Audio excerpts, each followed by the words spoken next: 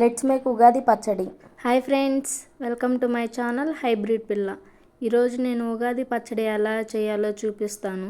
దానికోసం ముందుగా కొంచెం నిమ్మకాయ సైజులో ఉన్న చింతపండుని ఇత్తనాలు పుల్లలు ఏం లేకుండా తీసి పక్కన పెట్టి అందులో కొంచెం వాటర్ పోసి నానబెట్టాలి.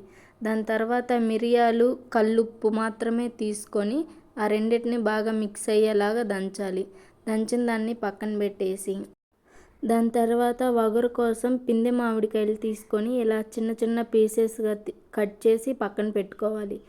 మనం పెద్ద మామిడికాయ తీసుకోవడం వల్ల అందులో వగరు ఎక్కువ ఉండదు, కాబట్టి మనం పిందెలు తీసుకొని ఇలా చిన్న చిన్న పీసెస్గా కట్ చేసుకొని పక్కన పెట్టుకోవాలి.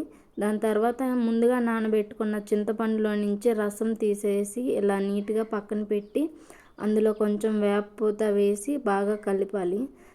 రెండు మిక్స్ చేసి పక్కన పెట్టాలి. దాన్ని నెక్స్ట్ ఏం చేయాలంటే ముందుగా దంచి పెట్టుకున్న మిరియాలు కల్లుప్పు ఉంది కదా, అది వేసి మిక్స్ చేయండి.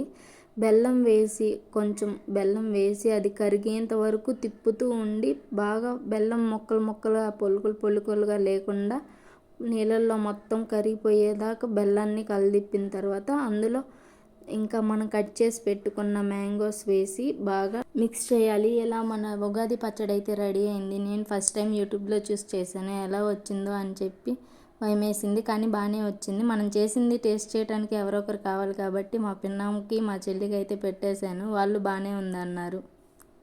మీరు ఇలా ఉగాది పచ్చడి ఫస్ట్ టైం ట్రై చేసినట్లయితే మీకు ఎలా వచ్చిందో కామెంట్లో చెప్పండి. వీడియో నచ్చితే like, share and subscribe to my channel hybrid పిల్ల. Bye bye.